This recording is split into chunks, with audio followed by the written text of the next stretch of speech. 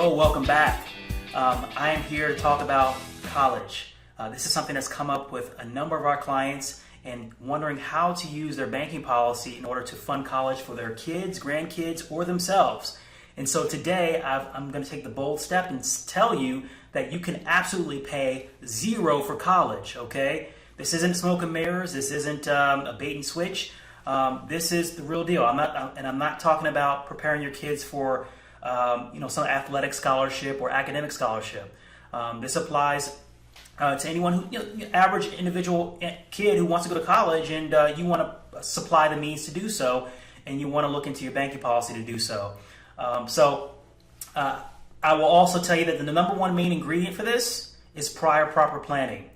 Absolutely most important, prior proper planning. If you're expecting to go to college or fund college for someone and you haven't prepared for it, you're expecting to go to college, fund that tuition the next year. Well, you might start filling out the loan paperwork right now, okay? Because that's not what this is about. So keep that in mind. We got to be realistic with our planning. And so without further ado, we're going to jump into some numbers. Let me provide some context first, though. So we have some options when we want to prepare for college. You can put your money in a 529, some sort of interest-bearing account, and it can be a lump sum. You can pay systematically, but there's always going to be a challenge, and that challenge is our money. Our money does not compound uninterrupted, unfortunately, with the choices that we're given. Okay, if you notice here, this is the compound curve, and it takes some time to reach the point of, we like to call it the hockey stick effect, the exponential growth. But a lot of times we don't have an opportunity for our money to reach that point because because of either one, volatility in the market, okay, or number two, because of spending. We are spending our money and we don't give it enough time when it's sitting in a bank or a CD or money market to continue to compound uninterrupted. And that, if nothing else, that destroys so much of our wealth growing potential, unknowingly and unnecessarily, the amount of money that slips out between our fingers throughout our lifetimes, okay? So, again, I just wanted to provide that context. And so, with that said, obviously, we have banking policies. That doesn't happen to us. Now we just have to take the next step and use it and put it to good use, okay, throughout our lives. One of those ways is through college. And again, today, paying zero for college. Not only that, I'm going to take it a step further and show you how you can also retire early and at the same time use that bank, the family bank, to perpetuate the legacy to the subsequent generations. All right. So let's talk about a case study. All right. We have John and Amy. John is 35. Amy's 32, and their kids, Sean, who's 10, and Sharon, who's 3. Okay, and they make a combined income of $100,000 a year, and they are finally at the point now where they're able to contribute $25,000 towards their future goals or retirement. Okay, and so their goal is to pay for college costs for both their kids and still retire at age 65 with at least $1.5 million in their nest egg. All right, so pretty lofty goals there, but absolutely they can achieve it if they just work hard and are aggressive about savings. One thing I will say is that we are, again, $25,000 towards retirement is what they have, and they want to start. They're just starting to save for both Sean and Sharon's college education because they're finally on firmer financial footing, and so they have some options. They're really just two options. Okay, so let's look what those options are. Option one, they can pay a lump sum and earn 5% on that money to accumulate for when the kids are both 18 and ready for college.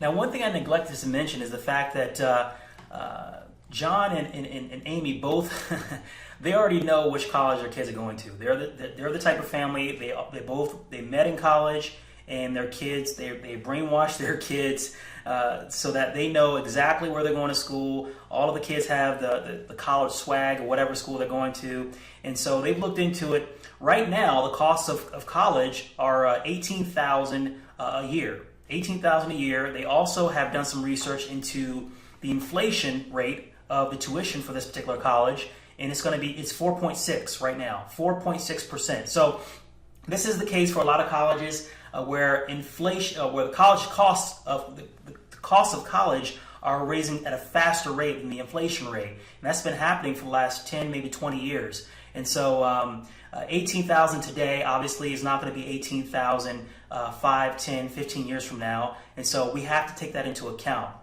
And so to do that, we have to let's see here. We have to look at how much 18,000 inflated over. Here we go. All right.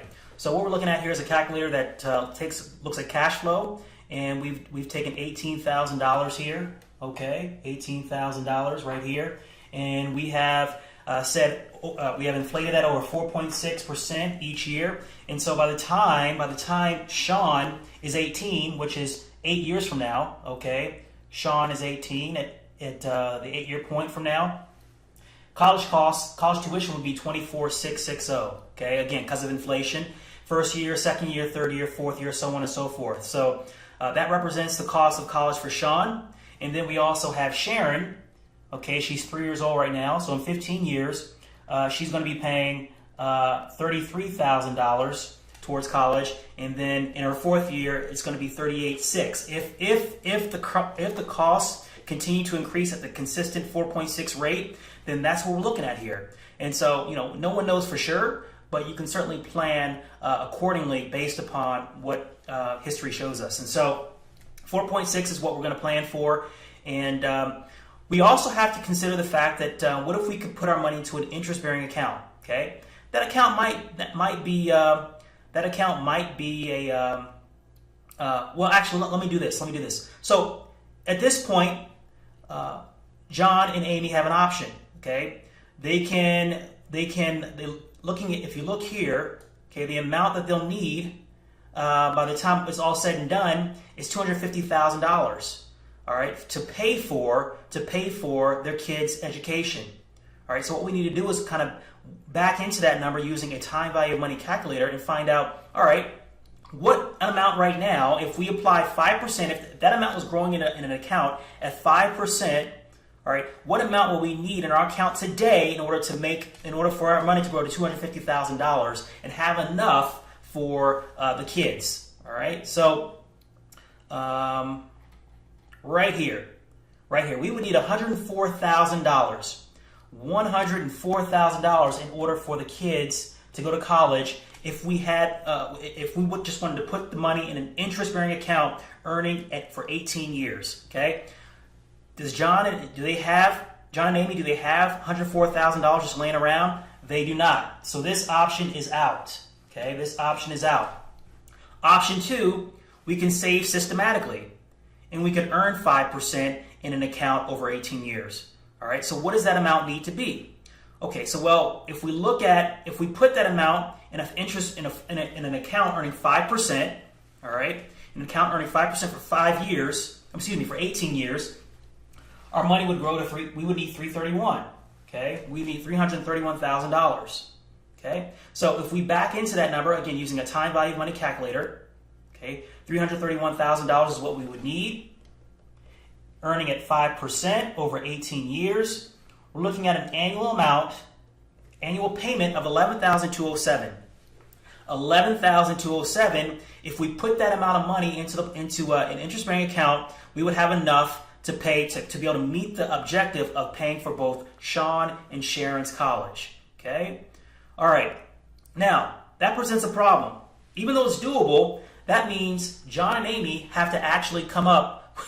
They have to take a portion of their $25,000 that they're putting towards retirement, $11,000 of it, or about 44% of it now needs to be shifted towards college. Okay, that significantly affects their ability to retire at age 65 with $1.5 million of a nest egg. Okay, I ran the numbers really quickly here. If they were to take the 14 and some change left over, 14,000 and change left over, instead of the full 25,000 and put it towards retirement, instead of 1.7 was what they could have had, a 5% account earning 5% at age 65. Now they're just shy of 1 million. Okay, just shy of 1 million. As a matter of fact, if they had 14,000 putting a year putting towards it instead of the full 25, they'd have to work 8 more years or age 73 in order to have that 1.5 million. So that's the stark reality. We do give up. We do give up some when we're trying to help our kids or grandkids. We give up some of our future. Okay, and this is exactly what that shows. And so let's see here. So this is what the typical route that people take, and the vehicle that they typically use is a 529. Now I'm not going to get into some of the pitfalls of the 529. I'll put something in the comments or a link to another video, shorter video that specifically speaks to that. But the idea is you're putting money away on a systematic basis in this plan, and you're putting that money at risk to the market, as well as the fact that you're prohibited from using that money for anything else should your kids decide not to go to college. Again, there's some things there that I won't get into right now, but this is the typical option that most people take. However, those of us who have banking policies, we have this wonderful third option, okay? And it's putting money away in an account that allows us to not have to give up the opportunity to continue earning on that money when one of our kids wants to take out that money or borrow against it, our policy, to go to college. All right, and so let's explore that actual idea. All right, so in this policy I'm bringing up here, this is John's policy. Okay, and where did the, let's see here. Okay.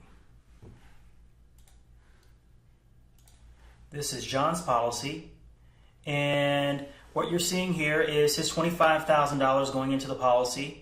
And I'm just showing the first 18 years. Again, the time frame, actually, let's do this. So that's his premium right here. These are his returns within the policy, okay?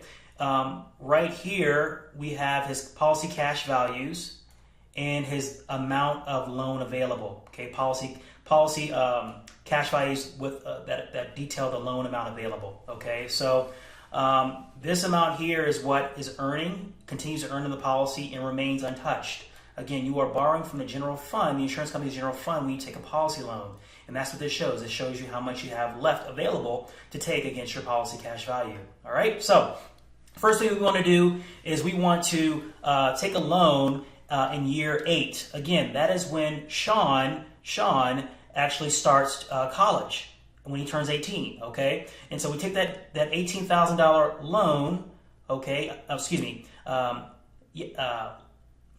the loan is taken in year 8, and $18,000 again is equates to 24,660 because of the 4.6 inflation rate. All right, 4.6 inflation rate. We talked about that. So year 8, 9, 10, and 11.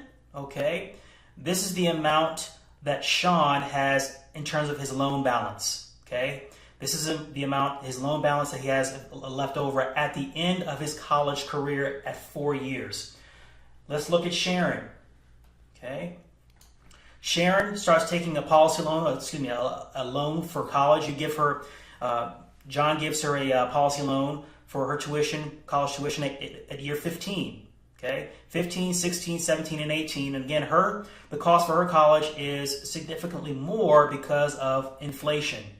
All right, so, and by the end of her term, she has $163,000 of a loan balance. Okay, $163,000 of loan balance.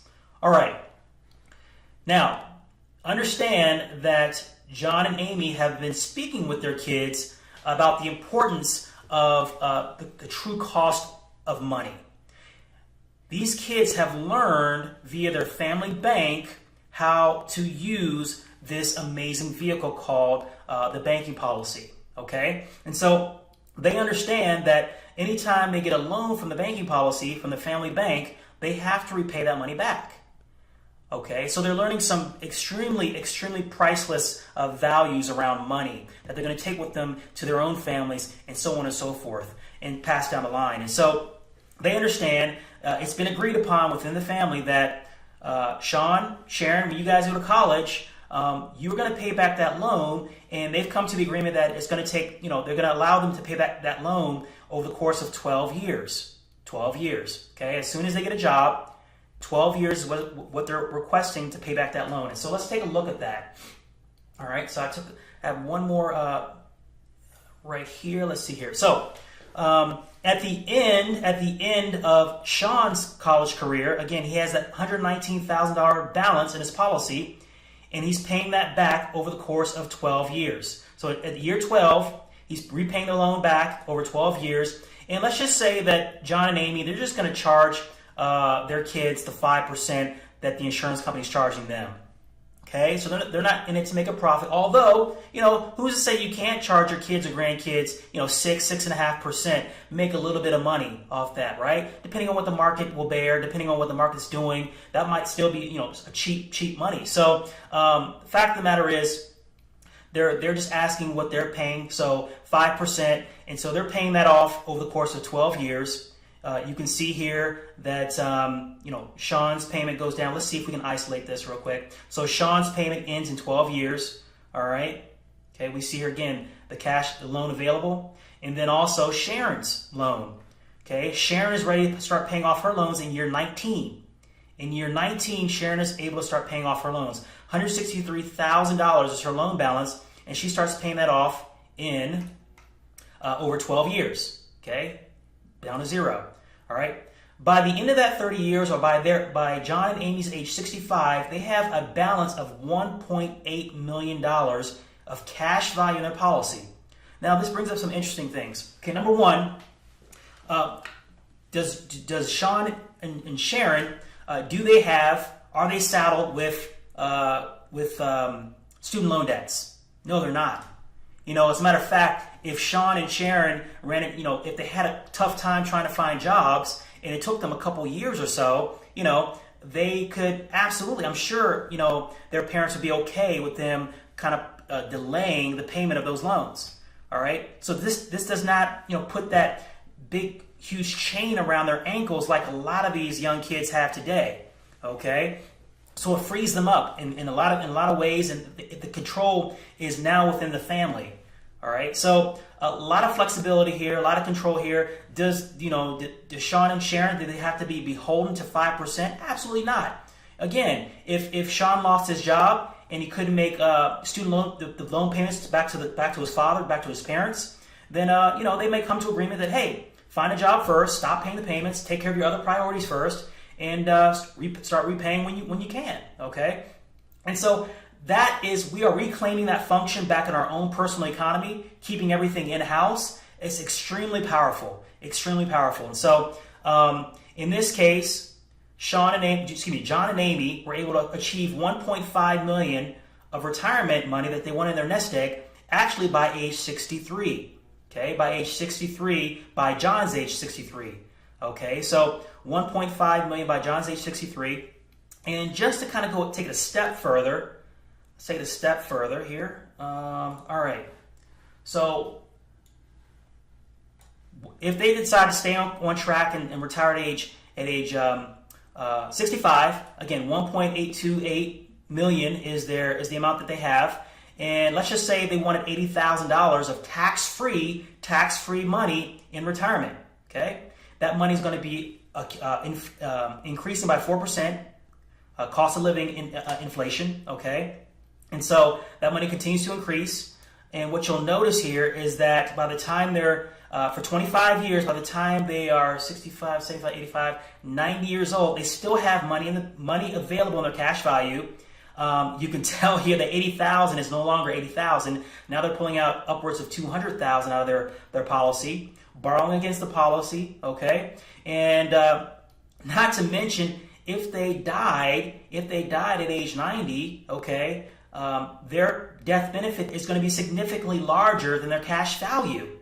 And so they're passing along a legacy that's tax-free. Uncle Sam can't touch that. They're passing along that legacy all the while, okay? Their kids have the value around what this is. They know about family banking. They're passing these values on to their kids, so on and so forth. And so the trend continues, And so This is what the Rothschilds are doing. Okay, this is what the Vanderbilts didn't do. All right, so we're trying to learn these principles, and we just happen to have, again, the Ferrari of financial vehicles to actually do this with. All right, so I know I threw out a lot at you today. Again, the idea was to look at how we can pay zero for college. I think we showed that with the kids paying the money back and that money actually being turned around and used for your retirement. You're retiring in less time without the market risk associated, okay? And then at the same time, you are all along the way, you're teaching your kids the value of the true cost of money, and they are then turning around and teaching that to their kids. When you pass away, when John passed away and Amy passed away, they're passing along a tax-free death benefit, whereas their kids can now, replenish their money and do what they want, and again, continue to grow the family legacy. Okay? All right. That's all I have. I think I went about 5 minutes, a little too long, but definitely go back if you missed something or if you have questions, post them or contact me or Brian. We'll be happy to go over with you. Okay? Thanks.